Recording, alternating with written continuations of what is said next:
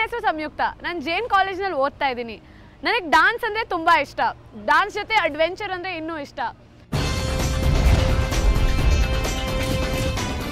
ಲೈಫಲ್ಲಿ ಅಡ್ವೆಂಚರ್ ಮಾಡೋಕ್ಕೆ ಎಲ್ಲರಿಗೂ ಆಪರ್ಚುನಿಟಿ ಸಿಗಲ್ಲ. ನನಗೆ ಈ ಆಪರ್ಚುನಿಟಿ ಸಿಕ್ಕಿದೆ, ನಾನು ಇದನ್ನು ಯೂಟಿಲೈಸ್ ಮಾಡ್ಕೋತೀನಿ.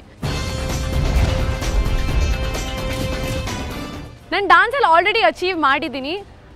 ಅದೇ ಅಡ್ವೆಂಚರಲ್ಲಿ ನಂಗೆ ಅಚೀವ್ ಮಾಡಬೇಕು ಅಂತ ತುಂಬ ಆಸೆ. ಅದಕ್ಕೆ ನಾನು ಈ ಶೋಗೆ ಬಂದಿದ್ದೀನಿ. ನಾನು ತುಂಬ ಸ್ಟ್ರೇಟ್ ಫಾರ್ವರ್ಡ್. ನಾನು ಇರೋದು ಹೀಗೇನೆ. ನಾನು ಇಷ್ಟೇ ಮಾತಾಡ್ತೀನಿ, ಈ ಥರನೇ ಹೇಳ್ತೀನಿ. ನೀವು ನಂಗೆ ಇಷ್ಟ ಇಲ್ಲ ಅಂದರೆ ಇಷ್ಟ ಇಲ್ಲ ಅಂತ ಹೇಳ್ತೀನಿ. ನಾನು ಕಾಲೇಜಲ್ಲಿ ಒಂದಿನ ಆಚೆ ನಿಂತಿರ್ಬೇಕಾದ್ರೆ ಒಂದು ಹುಡುಗ ಅವ್ನ ಗಾಡಿಯಲ್ಲಿ ಬಂದ್ಬಿಟ್ಟು ನನ್ನ ರೇಗ್ಸಕ್ಕೆ ಶುರು ಮಾಡ್ದ. ಅವನೇನು ಅನ್ಕೊಂಡ ನಾನು ಸುಮ್ಮನೆ ಇರ್ತೀನಿ ಅಂತ. ಆದರೆ ನನಗೆ ಕೋಪ ಬಂದರೆ ನಾನು ಸೈಲೆಂಟಾಗಿರೋಳು ಅಲ್ವೇ ಅಲ್ಲ. ಅವ್ನು ಹಾಗೆ ಹೇಳ್ತಾ ನಾನು ಅವನ್ನ ರೇಗ್ಸಕ್ಕೆ ಶುರು ಮಾಡಿದೆ. ಅವ್ನು ನನ್ನ ಅಮ್ಮಂಗೆ ಬೈದ. ನನಗೆ ಕೋಪ ರೈಸ್ ಆಗೋಯ್ತಾ, ಹೋಗ್ಬಿಟ್ಟು ಹೊಡೆದೆ. ಒಂದು ಸ್ವಲ್ಪ ಆರ್ಗ್ಯುಮೆಂಟ್ ಆಯಿತು. ಅದಾದಮೇಲೆ ಬಾಯಿ ಮುಚ್ಕೊಂಡಿರೋಕ್ಕೆ ಬರಲ್ಲ. ಫುಲ್ ಕಾಲೇಜ್ ನನ್ನ ಹಿಂದೆ ನಿಂತಿದೆ. ನಾನು ಸುಮ್ಮನೆ ಇರೋಳಲ್ಲ.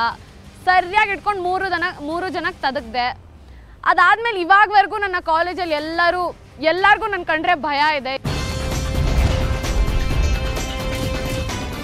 ತುಂಬ ಮೆಮೊರೇಬಲ್ ಇನ್ಸಿಡೆಂಟ್ಸ್ ಇದೆ. ನ್ಯಾಷನಲ್ ಚಾಂಪಿಯನ್ಶಿಪ್ ಗೆದ್ದಾಗ ಪಾಲ್ ಮಾರ್ಷಲ್ ಸರ್ ನನಗೆ ಅವಾರ್ಡ್ ಕೊಟ್ಟಿದ್ರು. ಅವಾಗ ನನಗೆ ತುಂಬ ಖುಷಿಯಾಗಿತ್ತು. ಸಲ್ಮಾನ್ ಸರ್ ಜೊತೆ ಪರ್ಫಾರ್ಮ್ ಮಾಡಿದ್ದೀನಿ. ಲೈಫಲ್ಲಿ ತುಂಬ ಆಸೆ ಇಟ್ಕೊಂಡಿದ್ದೀನಿ.